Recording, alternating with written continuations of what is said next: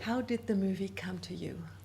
I was finishing shooting Star Trek actually, and I've been sent the script, and I actually did an audition from Vancouver with David Leitch over Skype in some recording studio, and yeah, and then after they wanted to see me, so over a weekend I flew back to LA, and I sat down with Charlize and David, and we read a bit, and we talked about the character as well.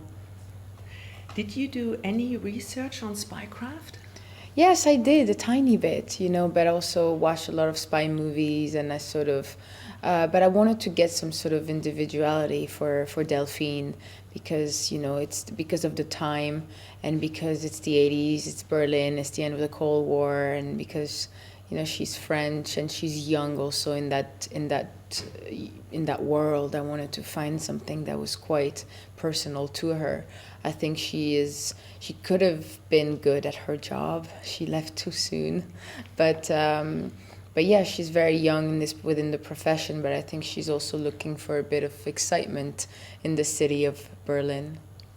Did you look at the graphic novel source material, The Coldest City, at all? Yes, I did actually. I bought it and I read it, and I thought, there's sort of an interesting stretch between the graphic novel, which is it inspires, the Cold War. You can feel it, very sort of grim, gray sort of world, and it fits the title so well. And our movie is very much more poppy and sort of on the cool side and aspect of the time. I watched a documentary called Lost in Sound, which the movie sort of resembled that documentary. I thought, sort of more the artsy world of Berlin at the time. How was it working with director David Leitch? I loved working with him. He was very, sort of sensitive to his actors, and with me, he was very curious to where I was at as an actress and as a person. He was very gentle and very sensitive. Yeah, that's what I noticed. And I didn't have to do anything that was very action driven in the part. I just have a tiny bit towards the end of the movie in the story, but most of what I did with David was talking about the character and the story. So I had a very sort of relationship with a director as opposed to with a former man who is very much from the stunt world. And I also love the fact that he picked me for this role and not for my abilities to be able to be in action scenes, but he saw me as something else. And I love that I am in a movie where a woman like Charlize is kicking ass the way she does. She sure does. Yes. Kingsman, Star Trek, The Mummy, and now Atomic Blonde, one blockbuster after another, and you're still very young. How do you handle that kind of success?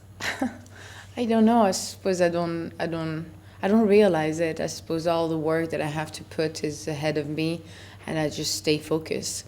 I just want to do well, and I'm still learning a lot, and I have to just keep my head strong on my shoulders. And I think it's the quality within the work that will make a difference, not the quantity or the fact that they're blockbusters.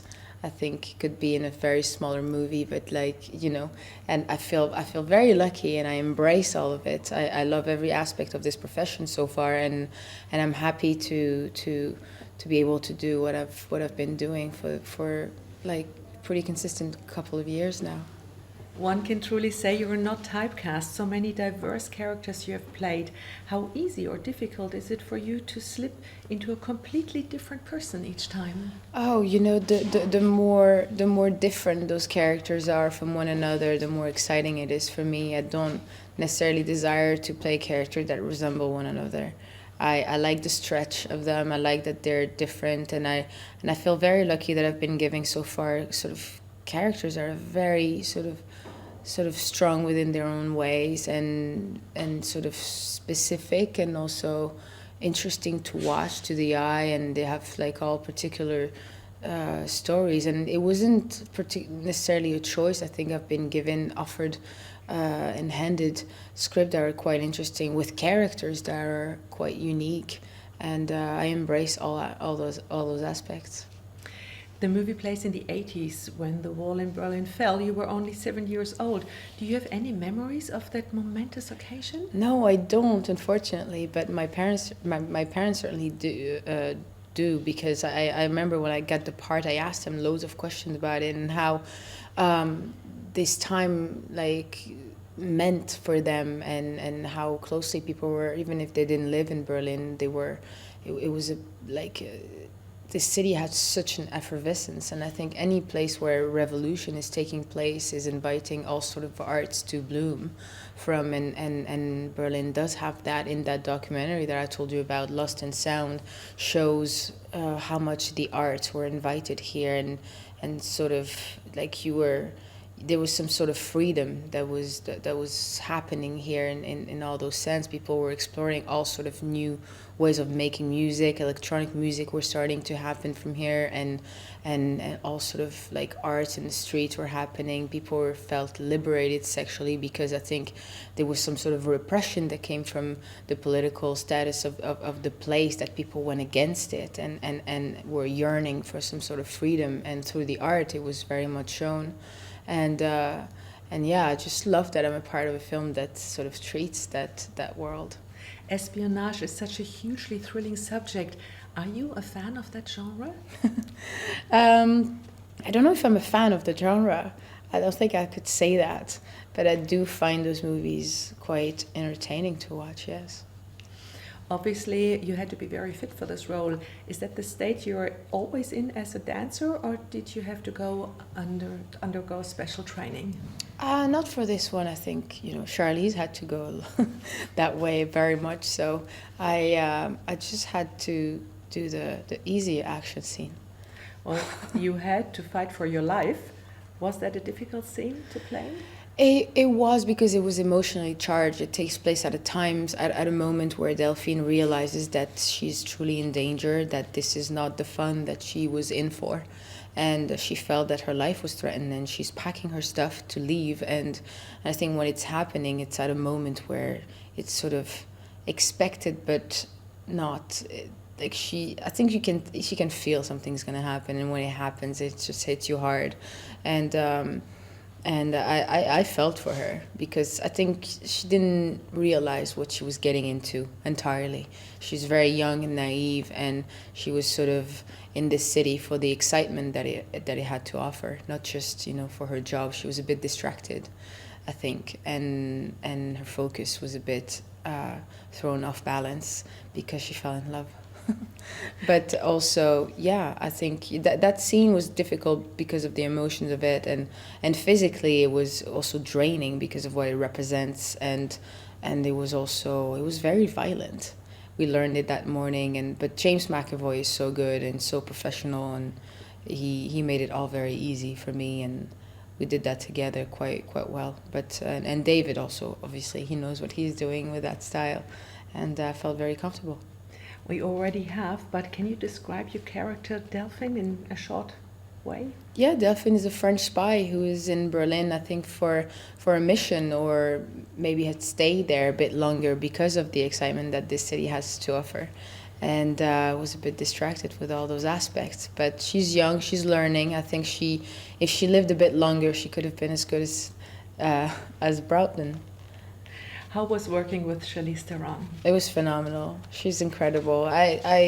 She's really inspiring because she's gorgeous, and she's strong, and she has a voice. She's intelligent, and just seeing how powerful and strong she's in that movie physically, and the fact that she's also producing and having that sort of artistic eye and is really all inspiring for me, who's starting in this profession and have everything to learn. So I've been with a lot of men, in movies, a lot of male actors, and more rarely with women. So I feel very privileged that I got to do this film, because I got to observe a woman in this craft closely, and that's inspiring for me. Well, Charlize did not only star in Atomic Blonde, but she also, as you just said, produced it. And did you learn a thing or two from her? From the producing aspect, I I suppose when we were on set, she was very much focused on her character and on her on the story. I didn't see her necessarily working the producing aspect of this film. I think this happened not in front of me, but I know that she did. And looking at the movie and the end result and the choices that have been made, and I can't help but to think that a lot of it comes from her mind, and that's inspiring within itself. Even though we have very skilled spies, the movie also shows the emotional side of each character. How important was that for the story? I think it's very important because showing one aspect, the strong one and the cool one, is one style. But I think when you want to jump into something a bit more realistic, it's interesting to see people's vulnerability, because in reality we all have some things that make us all vulnerable. And you see that Lorraine Broughton had that relationship with this man that she lost, and she find out that she lost him in the movie, but you see her dealing with that emotion and how she handles it, and I think it allows the audience to relate to the character. And I think there's nothing more interesting for an audience but to be a part of the film, and to be a part of the film is for you to put the pieces together, but also to relate and feel that those characters are also human. So that's what I think this movie provides as well. Budapest stood in for the divided city of Berlin. How did you enjoy working there? I loved it. I felt like I was traveling in a time capsule, because we shot there because it looks more like Berlin in the 80s than Berlin does now. And it really feels like the 80s in Budapest. Is quite fascinating. Even the people, the mentality, if you go to a market, the sort of things that they sell, the cups or the sort of the clothes, everything. It's fascinating that way. We shot just 2 days in Berlin, and that was just to capture Tempelhof.